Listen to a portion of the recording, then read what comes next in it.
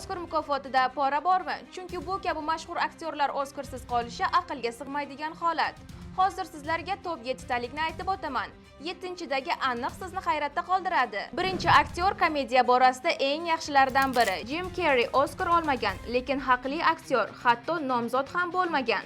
The Truman Show, Man on the Moon, Eternal Sunshine yuqori baholangan rollar. 2 marta Golden Globus yutgan. Komediyachi sifatida boshlab, keyin dramatik rollarga o'tgan. Akademiya uni jiddiy qabul qilmagan, shuning uchun Oskardan chetda qolgan. Keyingi aktyor Karib dengizi qaroqchilari va bir nechta takrorlanmas rollar bilan mashhur bo'lgan Johnny Depp. U 3 marta Oskar mukofotiga nomzod bo'lgan. Qaroqchilar, Qora marvarid la'nati, Neverland'i topib, Sweeney Todd, Flits ko'chasi sartaroshi. Lekin shunga qaramay biror marta ham yutmagan.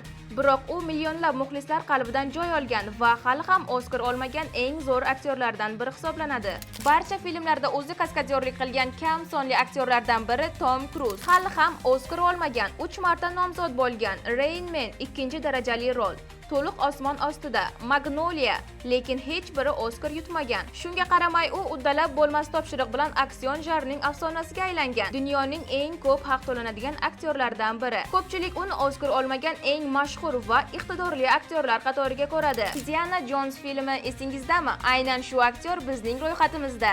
Tomoshabinlar nazarida u Oskar olmagan eng afsonaviy aktyorlardan biri. O'rgimchak odamdagi yovuz personajni mukammal darajada ochib bergan aktyor esingizdami? William Dafoe 4 marta Oskar mukofotiga nomzod bo'lgan, lekin hali ham yutmagan. Nomzod bo'lgan rollari: Platon, Soyador rassom, Florida proyekti, Abadiy darvoza sari. U ko'pincha ruhiy bosimdagi, falsafiy, qorong'u obrazlarni ajoyib ijro etadi. Qaroqchi Oskar olmagan bo'lsa-da, u eng yuqori baholangan aktyorlardan biri hisoblanadi. Ushbu ro'yxatga ayol aktrisani qo'shmasak bo'lmaydi. Glenn Close Oskar olmagan eng mashhur aktrisa.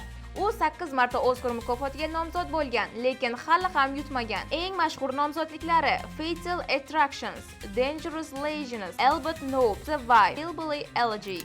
Va oxiri siz kutmagan va barcha uchun sevimli bo'lgan aktyor Ryan Reynolds. U Oskar olmagan, lekin millionlab muxlislarga ega aktyor. Shunga qaramay Deadpool roli bilan dunyo miqyosida mashhur bo'lgan. The Proposal, Free Guy, Buried kabi filmlarda ham yuksak ijro ko'rsatgan. Komediya va aksion janrlarida juda sevimli aktyor bo'lgan. Ko'pchilik uni hali ham Oskar olmasa-da katta ijodiy salohiyatga ega yulduz deb hisoblaydi. Xo'sh, siz yana qanday aktyorlarni bilasiz? Izohlarda yozib qoldiring.